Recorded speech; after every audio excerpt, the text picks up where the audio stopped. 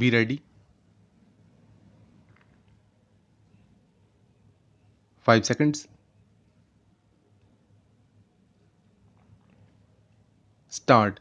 Madam Speaker, I rise to present the interim budget for the year 2019-20. Madam Speaker, the people of India gave a strong mandate to our government.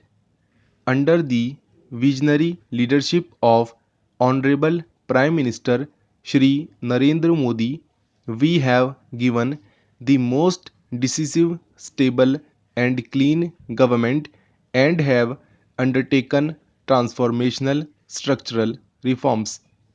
We have reversed the policy paralysis engulfing the nation and have restored the image of the country.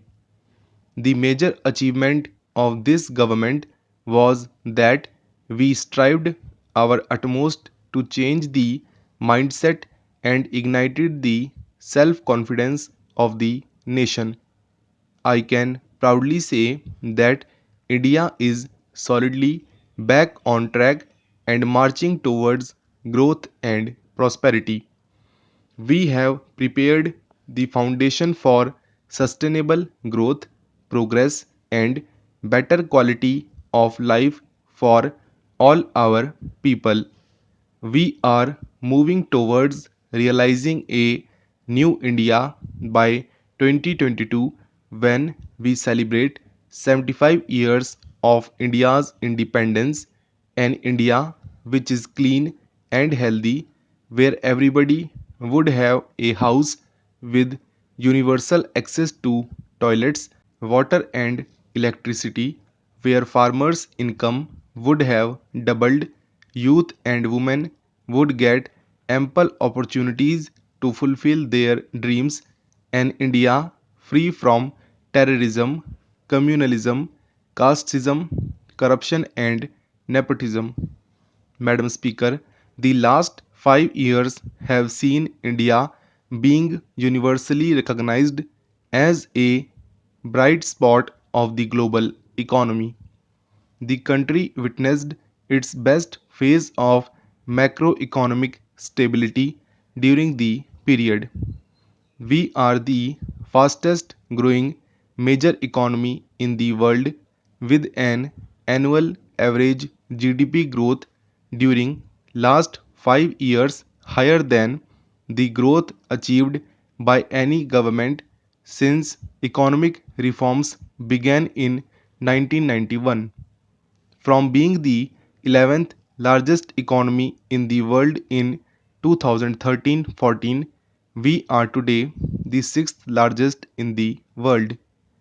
Besides generating high growth rate, we contained double-digit inflation and restored fiscal balance. Inflation is a hidden and unfair tax on the poor and the middle class. The average rate of inflation during 2009-2014 was a back-breaking 10%.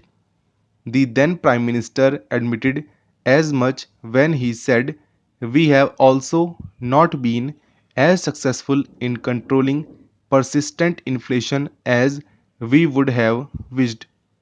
This is primarily because food inflation has increased. In contrast, our government broke the back of back-breaking inflation. We brought down average inflation to 4.6%, which is lower than any other government.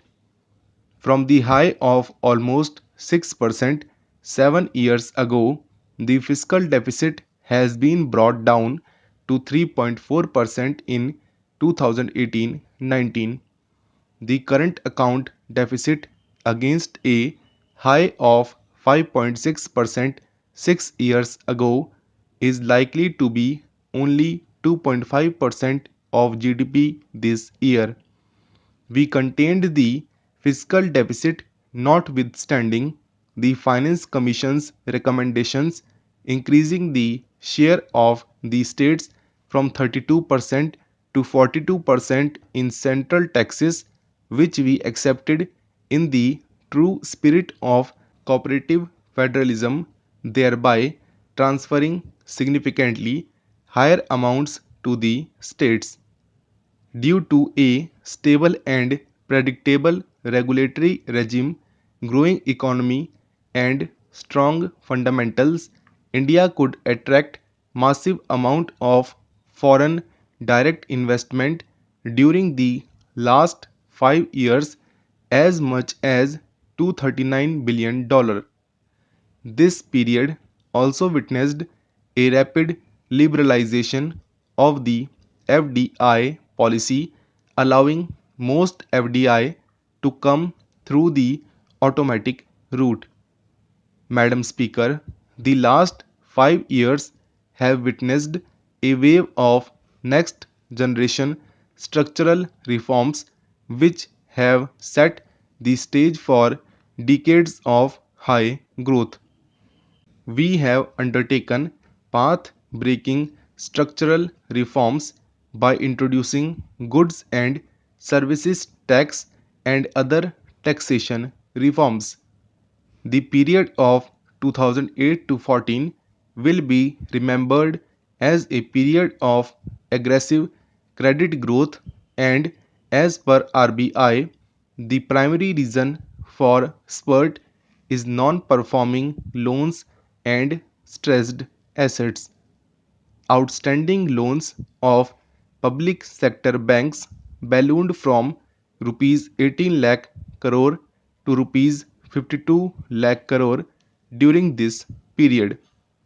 Many projects were started that could either not be completed or had low capacity utilization, resulting in their inability to pay back their loans. There were high stressed and non-performing assets (NPAs) amounting to rupees 5.4 lakh crore in 2014.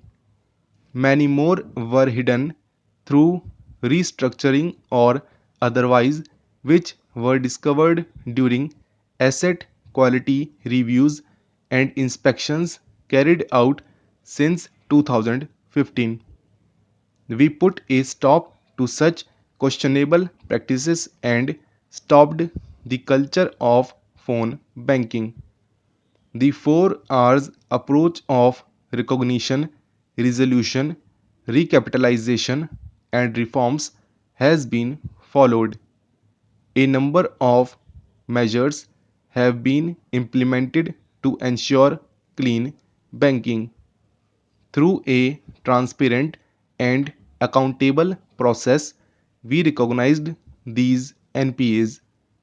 The Insolvency and Bankruptcy Code has institutionalized a resolution friendly mechanism which is helping in recovery of non performing loans while preserving the underlying businesses and jobs. Earlier, only small businessmen used to be under pressure of repayment of loans, while in the case of big businessmen, it was the headache of banks. But now, defaulting managements are either paying or exiting their businesses. A large amount has been recovered by banks.